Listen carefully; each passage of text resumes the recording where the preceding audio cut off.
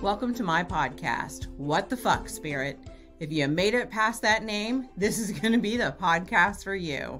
This is going to be a no holds barred, no bullshit, open and honest conversation with Maria Leggett, and that's me, about all things spiritual. It's time to begin talking in an open and honest way about what spirituality is and what it is not. We're going to discuss all things woo-woo, witchcraft, spiritual, queer spirituality, medium versus psychic, energy healing, light work, shadow work, and any other bullshit that people want you to believe because it keeps them comfortable. It is time for you to grow. Let's go.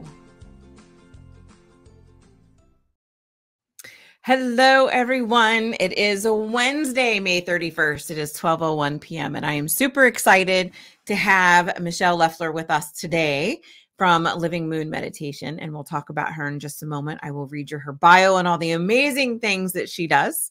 First, I want to give a quick shout out to the fact that I have finally released Inner Goddess Circles. This is something that I have been working on with a friend of mine in the background for a while, and our paths just kind of diverged and went separate.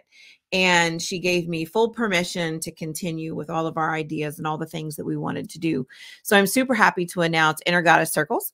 And this is going to be there'll be circles twice a month. And these are just for women so that we can come together and begin circling together. She and I went through a program where we learned how to become circle leaders. And I don't know that I want to necessarily teach people how to be circle leaders, but I definitely want women to be in circle. So I'm going to be holding space for women twice a month. It's going to be the first and the third Wednesdays of every month. And you can either join circle by circle, and circles will be $20 a piece, or you can join and get both of these beautiful circles plus a Facebook group and meet all these women and be able to interact with them. And it's private. Nobody knows that you're in there, and you only get access to the group through the subscription. So nobody can search for it. Nobody can find it. And that's going to be $33 a month. Or you can do these beautiful circles plus spiritual mentoring, especially if you're really ready to dive in to the deep shadow work. And that's going to be $111 a month. And that is the savings of what did I say it was? 111. It was a savings of $49 a month. So we have these beautiful savings, and I am just so excited to begin working with women, leading you through all the things that you have to do and how to show up really authentic and lean into the trigger rather than running away from it. And it's interesting because I had a massive trigger pop up for me last night, and I didn't run from it for the first time in a long time. And so that is part of the stuff that we'll be talking about in Circle, is how do we deal with our sisters who hurt our feelings, because it's not their fault sometimes that they hurt our feelings. It rubs up against our trigger, and it is our responsibility to work on the trigger. It is not their responsibility to worry about our triggers. And as a society, we've kind of forgotten some of that. So there's that. All right. So let me talk about, I also have a Spirit Guide 101 class that's going on at templeofthesacredcircle.org. And that is going to be, we have all 5 classes. I have the first one up digitally. The second one's going to be released digitally today. And then the 3rd, 4th, 5th will be coming right after them. And each of these are $33 a piece to learn all about your spirit guides. And we do a meditation in every single one of them to meet a spirit guide. In the very first one, in the foundations, we do a meditation of ego versus higher self, so that you can be able to learn the difference between your voice and spirit's voice.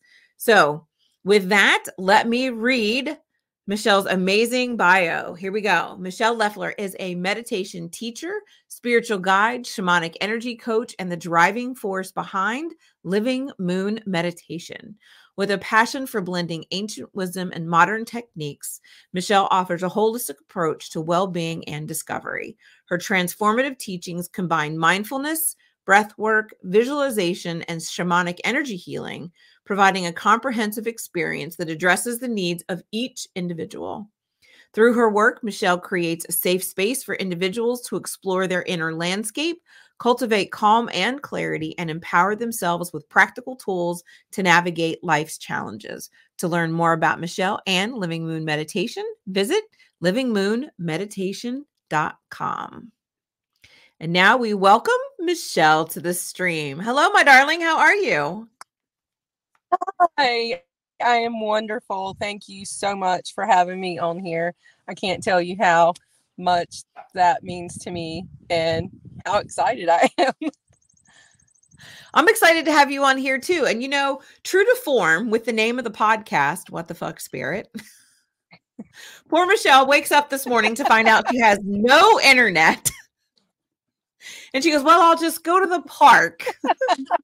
So poor Michelle is on her mobile device in the park, sitting in her car with air conditioning on because it's hot out. No, I don't even have the air conditioning on because you wouldn't hear me. Oh, because of the wind blowing. Yeah, with the air blowing. So poor Michelle is going to be sweating through our interview.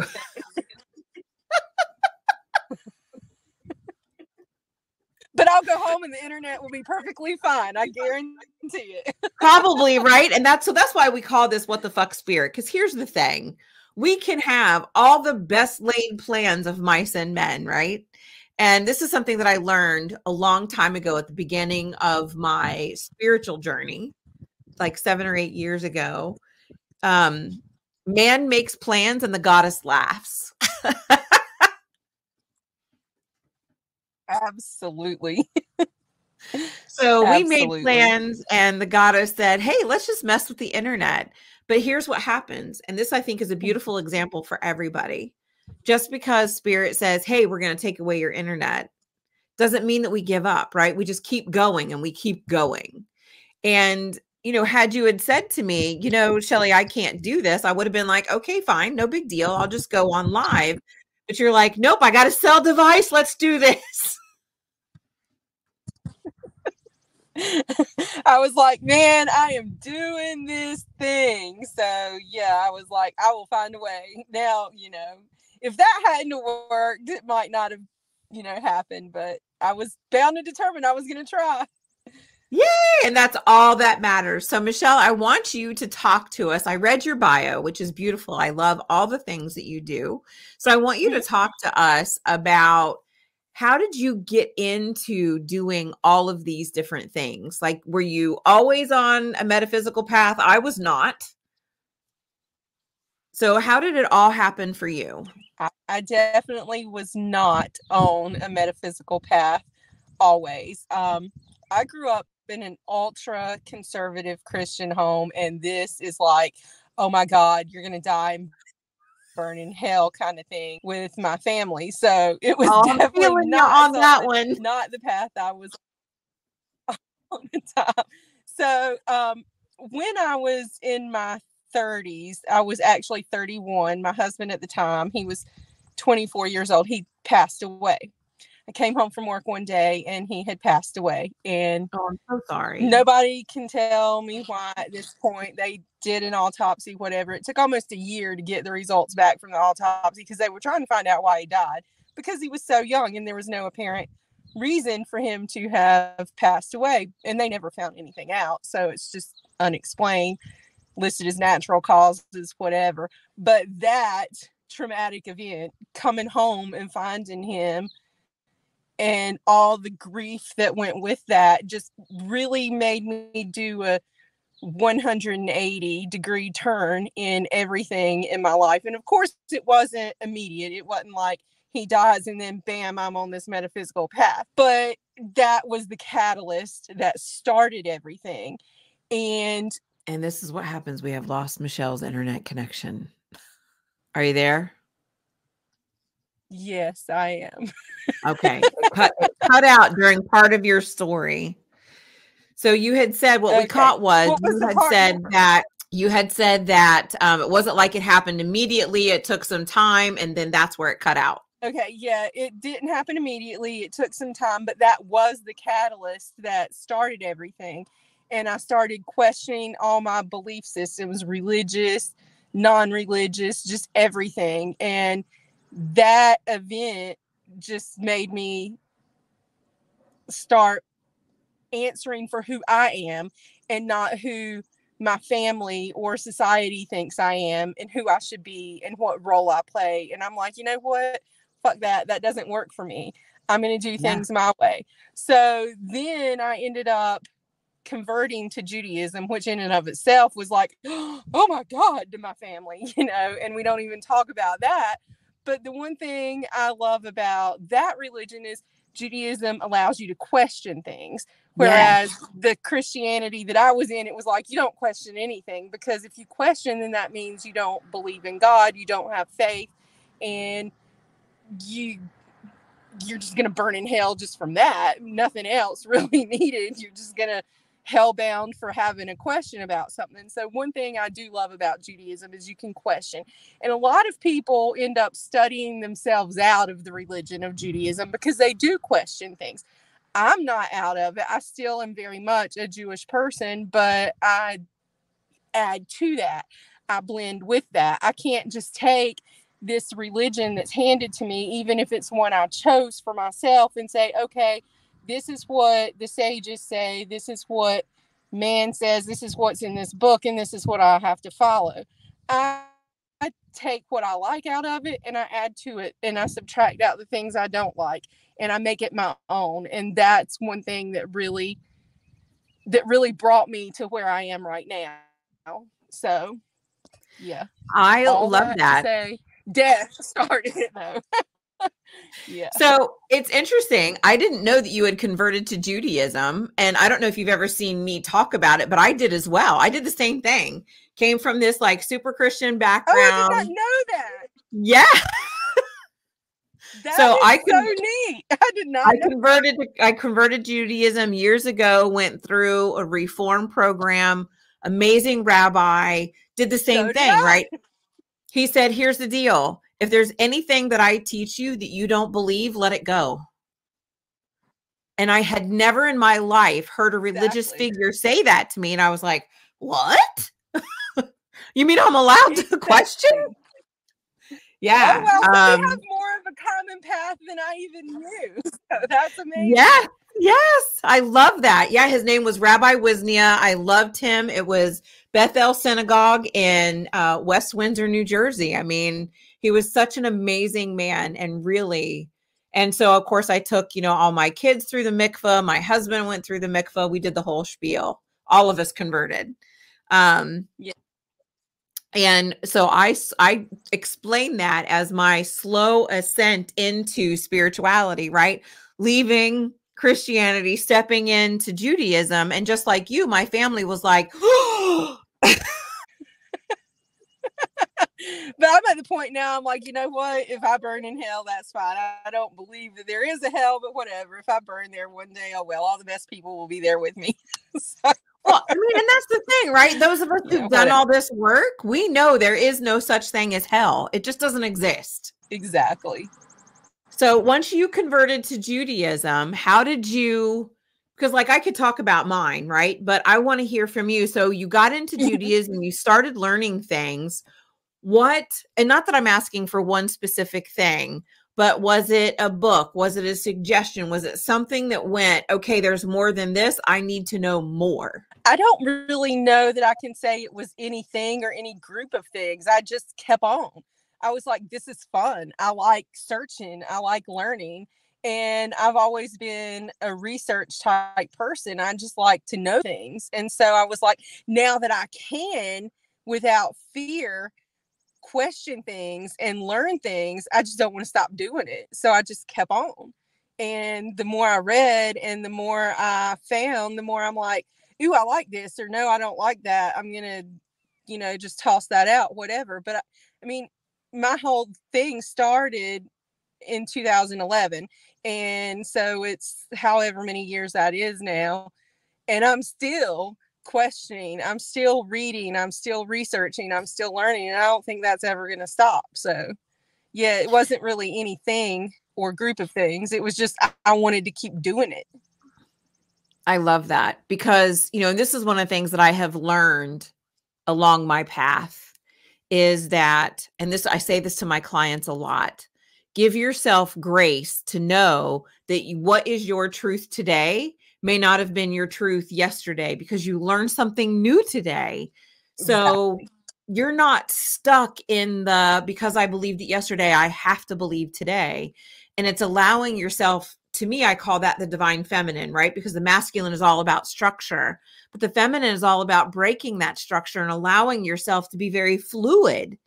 And we really need to be fluid and opening about our beliefs. And on the flip side too, give yourself grace, like you said, to know that just because you believed it yesterday doesn't mean you believe it today, but don't beat yourself up for the things you believed yesterday either.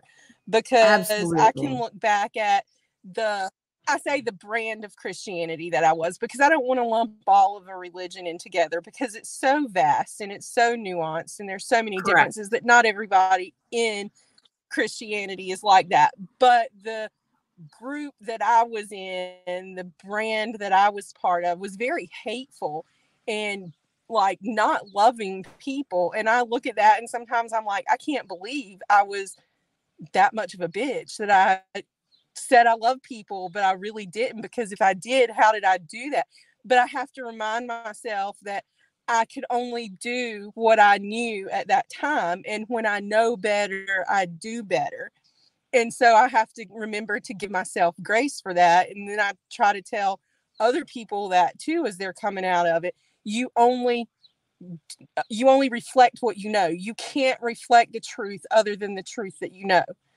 So that is so true. And that's one of the things that I've had to do as well, right? I had to look back at some of the decisions I made, the things I said, the way I behaved. And just like anything else, we do it in the name of our religion because it's what we're taught to do. Well, I'm not responsible. This is what I was told to do. And becoming accountable for my behavior, saying, I chose to be the sheep. I chose to do this, but now I know better. I have to do better. And being able to really forgive myself for believing that things had to be a certain way. To remind myself to give grace to my family members as well, because just because my eyes have been open to something different doesn't mean that theirs have. And yes, they choose to still be in it, but they don't really have a choice to get out if they don't know what choices are available, kind of deal. Right. Yes, they see that there's other religions, there's other paths, but if it's been instilled in you your whole life that this is the one true way to believe, that does take away agency until you open up and see that there really are other ways to be that are truth as well. So I have to give myself grace and give my family and friends grace too, that they can only do as much as they know, and then pray that they have their eyes open the same way I did mine. So I agree with that. So here's a question that literally Spirit just put in my ear. And I thought, well, that's a really good question. I know what my answer is going to be, but I want to hear your answer. And so I apologize for springing this question on you, but this just came up. So do you believe that everybody has the ability to open up to something different? Does everybody have the ability? Yes. But will everybody know that they have that ability? No, not necessarily. Because the ability is there for anybody and everybody. The truth is there for whoever wants to seek it in whatever way they want to seek it. But that doesn't mean that they'll know that it's there, or that they even have the option to, or that anything is wrong with the way they currently believe. So somebody can choose not to ever change, not to ever open up to a different truth, but that doesn't mean that the option wasn't there or that they didn't have the ability. They just, for whatever reason, didn't know or didn't think they could, or just flat out chose not to because they are a hateful dick. But, you know, everybody's different. But I do believe that the ability is there for everybody to do so. I love that. And so that gives me something to ponder, because that's why I had you answer before me, because my original answer would have been that I believe that there are people who have soul contracts to come down here and be the douches that they are, to provoke the rest of us to come out, right? But listening to your response, you're absolutely Mm-hmm. correct. We all do have that ability, but it's a matter of whether or Well, not see, we were. with the soul contract thing, I do believe that we have soul contracts, and somebody could have one that they signed to come down and be the hateful dick Yeah. to spur on the rest of us, but they have the choice and the ability to break that contract. I don't believe that just because we have a soul contract means that we can't get out of it if we so choose to. So the ability, I believe, is still there. Now, it may be that that's why they don't choose to change or open up because of that soul contract. And that's fine. That's not for me to say is. Oh, come on, internet. She's right in the middle of a really good conversation. Bring it back. Are you there? Yes. Okay. It dropped off after. That's not for me to say. Oh yeah, that it's not for me to say because I'm not spirit, I'm not God, I'm not the universe. But I believe that the ability is there that they can choose to believe something different, but they may not, and that may be why. It Oh, may not be why. I don't know. But that's between them and spirit. I fucking love that answer, Michelle. That is amazing. Because you're right. You know, we could agree to come down and be the dick and then go, wait a minute, but I don't really want to be a dick anymore. Can I not? Right. Might be like, okay, I learned what I needed to learn when I agreed to be the dick. I don't want to keep being the dick. But Right, I don't right. want to die either. So just let me live, but let me change from being the hateful dick because I don't want to do that anymore. I love that. The hateful dick. I almost feel like I need to create a t-shirt that says the hateful dick.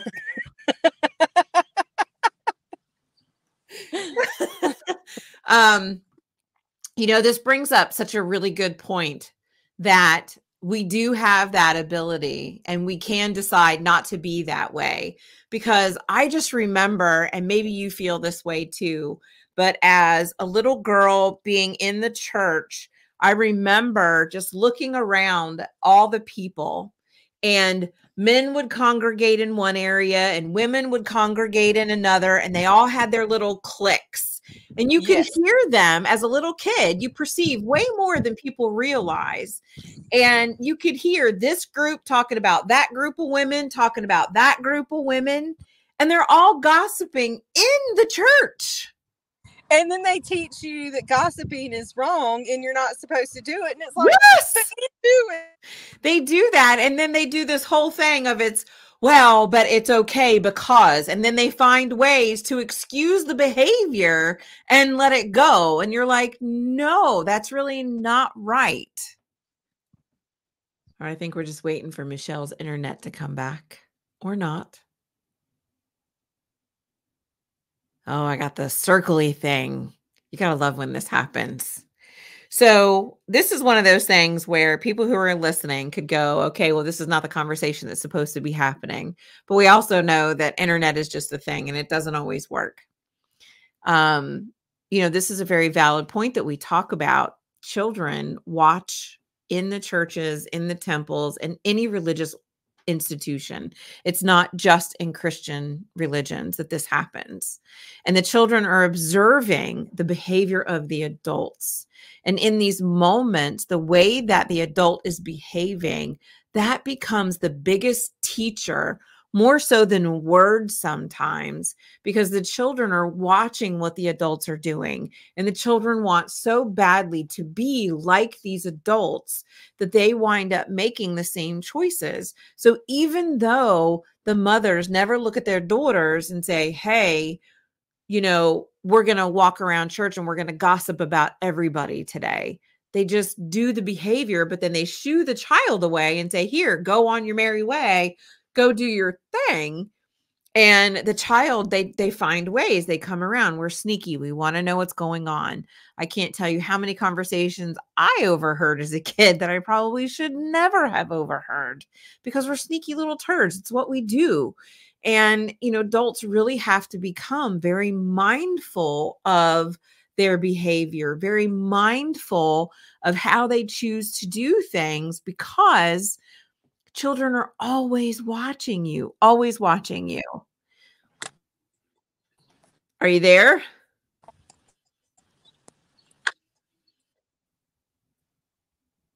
We might have her back.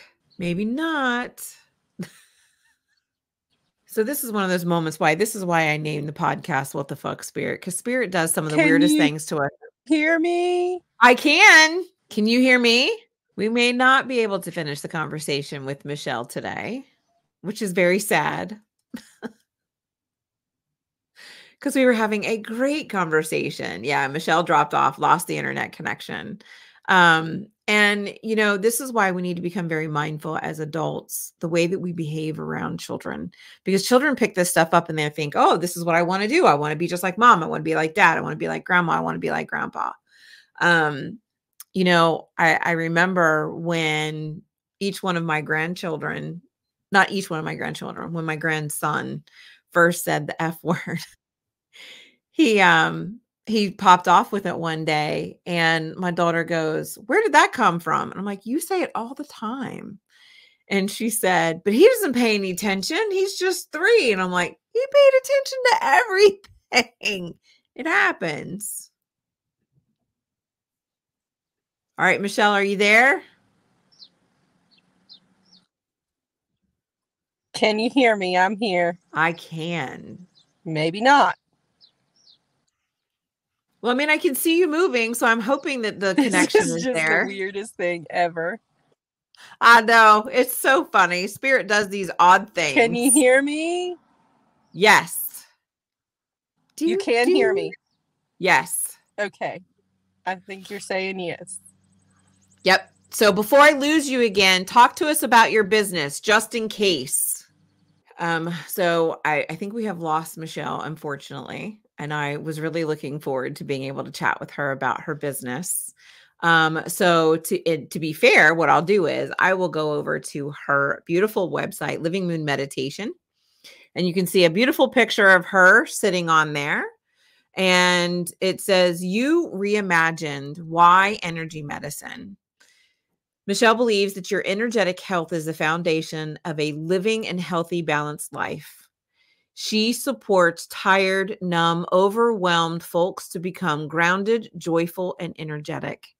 She is very passionate about the things that she does, and she is not willing to define herself by any one thing, which is amazing. That is exactly how I feel. Do not define yourself by one thing. So she does all of these beautiful things. She has a website where you can sign up, the livingmoonmeditation.com. She has a mail list where you can sign up to hear information about Judaism and Jewish magic, death and transitions, magic and spirituality. She has an amazing thing called the Bad Witch Society on her page. And it says Bad Witch Society for lazy witches who don't fit the mold. It is a private group. And I think it is absolutely awesome that she has this group. It is a way for you to be able to chat with other people who have belief systems just like you. And she apparently has podcasts. So she does some podcasts too. And her podcast is Jewish Magic Podcast by Living Moon Meditation. And she has a Get Unstuck with Michelle Leffler podcast. I love that she does all of these things. Her Jewish Magic podcast is the go-to place to find magic in Judaism. Michelle Leffler brings together several years of eclectic magical Jewish study to one central location to help you on your crafty path. You'll find quick, bite-sized informational pieces on folk magic, Kabbalah, rituals, amulets, and so much more. In the Get Unstuck with Michelle Leffler podcast, it is time for you to get unstuck with Michelle Leffler. She's here to talk about all the things that she uses to support you in transitioning from a tired, numb, and overwhelmed person to becoming grounded, joyful, and energetic.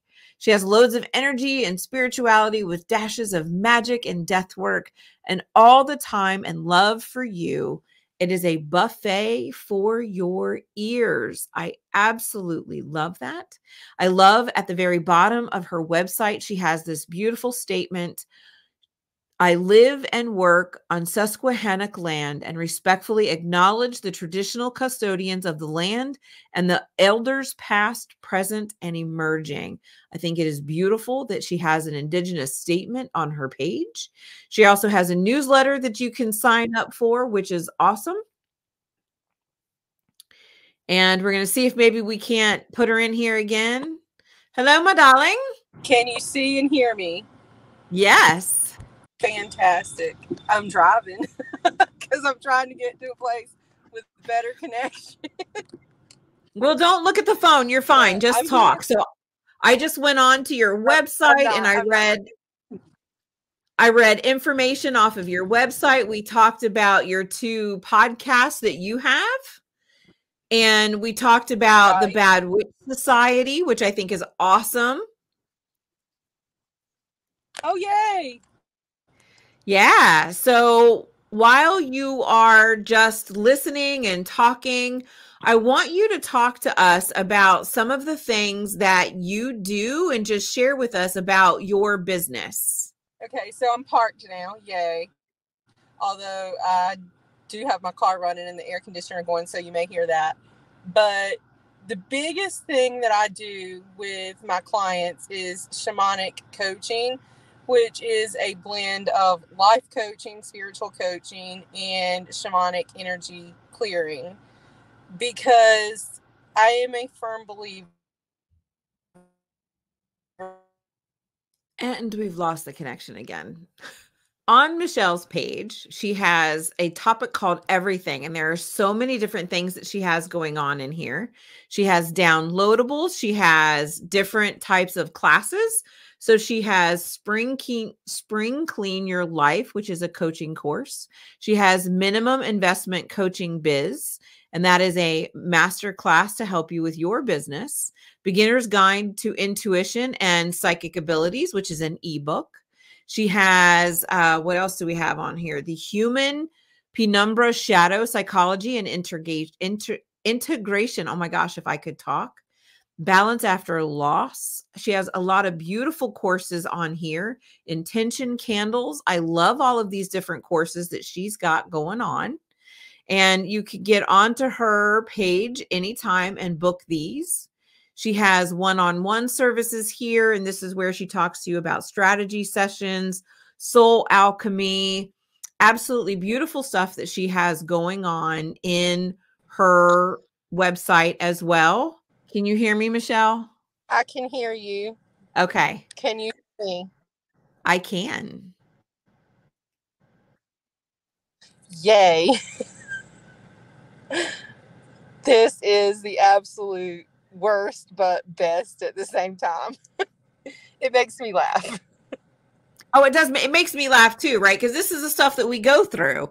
Life is not perfect. And if you want something bad enough, you just have to keep doing. And you have to learn to be able to fill in the gaps, right? So whenever you disappear, I just go over to your website and I just start reading stuff off of your website. Hey, I'm glad it's there. So I think if you didn't cut out before I was saying it, that I had mentioned trauma. Did you hear that? No. Okay. So I am a firm believer that the vast majority of people in life have experienced trauma, but many of them don't know it because they think trauma is big T trauma like abuse, neglect, death, things like that. And that is traumatic. Those are forms of trauma. But we also have little T trauma, things in our lives that cause us to stop what we're doing and have some kind of a crisis, even if we don't recognize it as such. So an example of that could be like losing your job or having a pay cut or something like that. Or last year, not last year, 2 years ago, I was on vacation by myself and was driving home and my car broke down. And I was stranded in Virginia by myself overnight getting that taken care of. And for me, that was a traumatic experience. Of course. And a lot of people don't understand that. They tell me like, well, you got the car fixed and you came home the next day. What's the big deal? And I'm like, well, first of all, you don't understand what the fuck it's like for a woman to be stranded by herself 4 or 5 hours away from home. But that affected me in a way that now it's difficult for me to drive long distances by myself, even if I know my car is fine, or if I'm driving that interstate and I get to that area where my car broke down, I almost have a panic attack if I'm by myself. Doesn't bother me if I'm with somebody else, but if I'm by myself, it's like a big deal for me. And so in those situations, and it can be any kind of situation, it doesn't have to be that, but it can be anything that causes a disruption in our lives, that we have to kind of disassociate a part of ourselves in order to deal with it. And when we do that, when we disassociate that part of ourselves to deal with the situation, no matter how big or small the situation is, we often don't have a way to bring that part back into us and reintegrate it. And that's where something like soul retrieval comes in. And a lot of people don't understand soul retrieval. And they're like, well, what are you saying? That a part of my soul is gone and I'm sitting here without a soul? And it's like, in a way, yes, but not really. It's not the way you're thinking about it. Right. You had to take a piece of yourself away consciously or subconsciously, because sometimes it is subconsciously, in order to deal with that situation, no matter how small you think the situation was. If you had to take a part of yourself and put it away in order to get through that situation, then you broke a piece of your soul off, and it needs to be brought back in order for you to be fully whole and fully healed. And until that happens, you're not going to get past the trauma. You're not going to get to where it doesn't bother you. And I need that work for myself right now. Even though I do it, I still need it for myself, because I know that I went through that experience in my car and I haven't had that work done. And I know that if I take the time to go see somebody who does the same thing I do, who can help me through that situation, that it'll be different, and maybe I won't be affected in that way. And that's the thing. Just because I can do it doesn't mean that I don't have issues and problems myself. Coaches need coaching too. Spiritual healers need spiritual healing too. It doesn't make me bad at what I do. It doesn't mean that I'm a scammer or a sham artist or anything like that. It just means that I know that I need healing, that I need to bring a part of myself back. And I know where I can go and get that done, because one, I'm a believer that I'm not going to do the work on myself. There are certain things that I can do on myself, but I would never do shamanic healing on myself. I don't even do Reiki on myself, okay? I go to other Reiki practitioners for that, because yes, you can do Reiki on yourself if you're Reiki attuned, but I don't want to do it for myself. I want to completely let go and let somebody else be that channel and bring the energy in. I don't even do that. So if I won't do that for myself, why in the name of Goddess would I do shamanic healing, soul retrieval on myself? No, it's just my personal boundary. I will go to somebody else to get that done. I agree with you completely. I did a soul retrieval yesterday, because we don't realize that, I mean, PTSD is more than just a human reaction, right? PTSD is the symptom of a piece of your soul flaking off. To take that with you, and all the things you're going through would subside and become easier to retrieve that piece, bring it back, honor it, love it, and say, look, I'm safe. It's okay. You can come back, and put all those pieces to your puzzle back together. You know, and that's one of the things that I love doing in my practice as well. So I love hearing other women doing soul retrievals for women, or anybody, but for me specifically, I do it more for women, because, you know, in the moments when we accidentally hurt our children or accidentally hurt our friends, we often are the hardest on ourselves and don't forgive ourselves. And when that happens, we flake it off and off it goes, just so that we can keep pursuing through our daily life. And so I love that you bring up the capital T and the little t, because I describe it the same way. These little traumas are so important, because, you know, like I literally can remember coming in second place in the spelling bee rather than first place. That was a problem for me. And that, I mean, it's not a huge trauma. Obviously, I'm 54, I'm fine, I have a great life, but it doesn't mean it didn't affect me because I wasn't first. I came in second. And in my house, it was who's the winner, who's not the winner, right? Exactly. And so I love hearing that you do all of this same stuff. Like I'm sitting here and I'm thinking, maybe we should do something together because we do a lot of Maybe we should. I am always looking for ways and people to collaborate with. So yeah, maybe we should. I would love that. That would be amazing. Not that I mean to put you on the spot, but I just think, we just have so much of the same stuff in common, which I love. I think it's phenomenal. So do I. So what do you want the audience to know about you, about your practice? What is important for you to be able to share today? The biggest thing that I want people to know, whether they're people that are coming to listen to this because I directed them here because they're already in my sphere, or somebody who's not, is that I am all about the individual and healing the individual and working with the individual. So many coaches and spiritual leaders want to get their business to a place where they don't work with individuals anymore because they want to scale their business or whatever.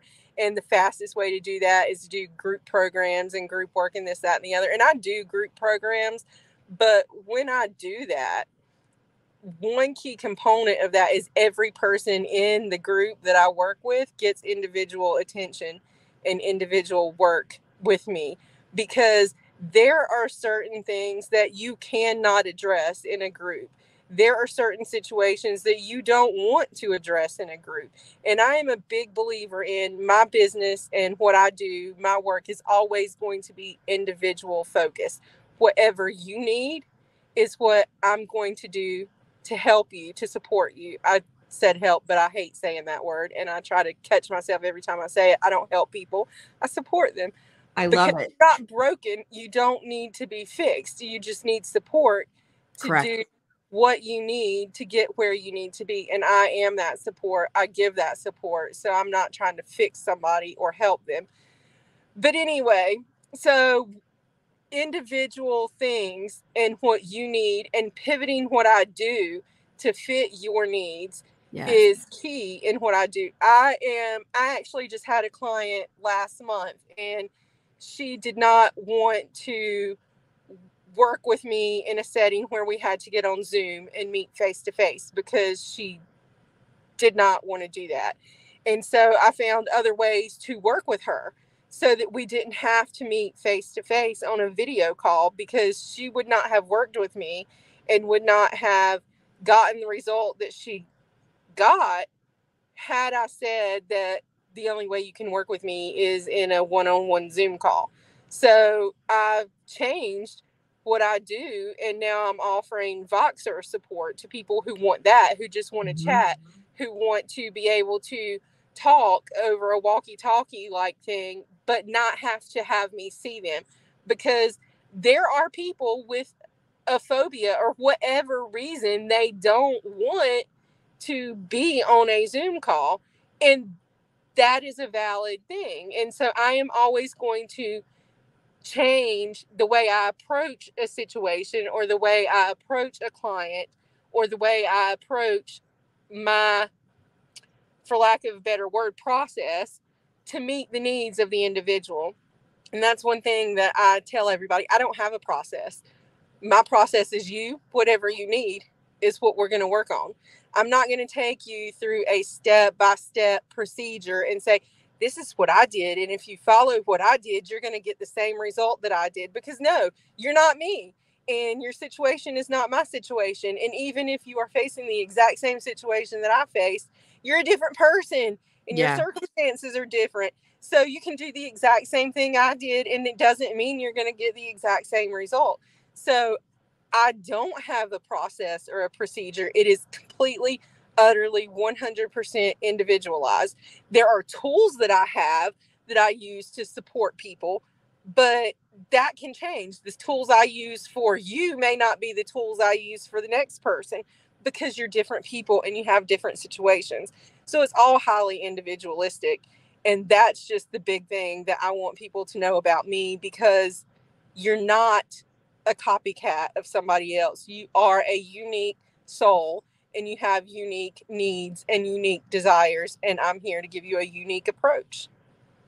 I absolutely love that, because it bothers me when coaches are like, oh, we have this regimented plan and it works for everybody. The fuck it does. No, I've tried that as clients of coaches, and I'm like, it never works for me. And for the longest time, I was like, why am I broken? Why is this not working? It was never their process or them. Right. It was always me. It was always, I'm broken. Something's wrong with me, that this isn't working. Fuck that. Fuck that shit. There is nothing wrong with me. You just no, and that's the thing, is they want to put it on you because they don't me. want to look at themselves. I completely agree with you. That is, support me in the way I need to be supported, and then I will get the results that I want to get. But if you try to tell me that I have to do the exact same thing, no, it doesn't work. That's not how it works. I agree with you completely. And it's interesting that you mentioned Voxer, because I just started that too. I'm doing that with my Inner Goddess circles, where if you do the spiritual mentorship, there's the Voxer support that goes with it, because not everybody wants to sit down. Like, we can do the one-to-one when we're sitting on Zoom, but Voxer is so much easier. If something comes across somebody's mind, they just hop on, leave a message, and then you respond to them. Right. And so it's much more spontaneous, rather than let me write up this big long list of stuff that I need to talk about, where I can just get it individually throughout the month. Right. And so I love that you brought that up, because I've started releasing that too. It's a really good way, especially for people who are busy, don't want to sit on Zoom, because a lot of people are technologically challenged and they're like, oh, Zoom is too hard for me. And Zoom can be difficult sometimes. It can. But with Voxer, it's just an app. You install it. It's free for the person. And you just go in and use it. Find me and say, here's the message. I leave it for you. I respond. It's a beautiful thing. And it's great because you don't even have to use the walkie-talkie part. If you don't want to talk, if you don't want to do audio, you can chat. You can just type like you would in a text. It's like perfect in that way. It just doesn't have the video capability, but you're using it because you don't want the video capability. So you can text, or you can talk like you are on a phone or whatever. But yeah, it's just so versatile. And I am considering taking out Zoom altogether from my practice. I don't know. I might not. Haven't decided yet. But I'm leaning much more heavily towards doing everything, or at least having everything as an option of Zoom or Voxer. So yeah, I loved it when I tried it with that person. And then I had 2 other people that used it and they loved it. And so, yeah. Have you ever tried, just out of curiosity, business person to business person, have you ever tried Marco Polo? No. So Marco Polo works kind of like Voxer. There's no chatting. I mean, at least there didn't used to be. There might be now, but they're quick video chats. So it's audio, but it's video. So you just hop on there, say what you want to say, and then off you go. So it might have to look into that.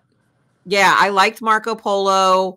If you hop on there, let me know. I can chat with you and we can like go back and forth. But this is stuff that I did with my best friend while she was alive. And after she passed, I was able to go back and look at them and see her face and have her words, her voice. It's been beautiful as part of the, as part of the death experience, right? Being able to look at that afterwards, to see her face and to hear her words to me on the days that I needed it the most. So it just may be something, especially because you deal with, end of life, and you're dealing with death and grief like I do, that it may be helpful for people to be able to go back and look at you and watch as you're, watch the facial expressions of you giving them love and support, and not just hearing the voice. Does that make sense? Yes, it does. Yeah. So just think of Marco Polo as an option. I'm going to look into that. At least test it out. Well, and then message me when you get on there, because Marco Polo is free, but there's also a paid version. I think it's like $60 for the year, or it was, where you have all these advanced features where you can like put notes or whatever in there instead of just visually seeing someone. But so anyway, yeah, if you hop on there, message me. I will. Well, I thank you so much for being on here. And I am so, so, so grateful for you for hanging in and just putting up with moving around and trying to keep your internet connection. To me, truly, this is how Spirit moves us as spiritual coaches, as women who are in this business. We have to be determined in all the things that we are doing and not to give up. Don't give up on yourself. Don't give up on the people around you. If it is something that you really want, go after it. It doesn't mean it's going to be easy, but it's going to be worth it. And this is proof for all of the people listening, watching, whatever. You can just keep on trying as many times as it takes. Just keep on trying. As many places as you need to drive until you get the connection. Yes. And I literally, so now I need to know when you get home, you've got to tell me whether or not you have internet connection. I just feel like it's going to be there when you get there. I do too. I just know it. And there's the, so, okay. So here is something I want to lean into. I want you just to close with your eyes, sit with it for a second. What lesson do you think is in what happened today? Because there's always a lesson in this stuff. So what lesson do you feel Spirit put both of us through today? Perseverance. Oh my God, that's the exact same word that came to me. Perseverance. Just because I have had a lot of things happen in the last 2 months in my day job and in my business and in my personal life. And I was like, I'm about fucking done. I'm about ready to just throw in the towel and be like, fuck it. I can be spiritual and woo-woo without having a business and whatever. But no, there are people who need me. And if I give up, then they're not going to get support that only I can give them. Yes. So it's like just the fact that we're on here and we're finding out all these ways that we have the same experience or so many similarities. We do the same thing, but I can't reach your people and you can't reach my people because we're different. And so there are people who are only going to listen to me or only going to listen to you.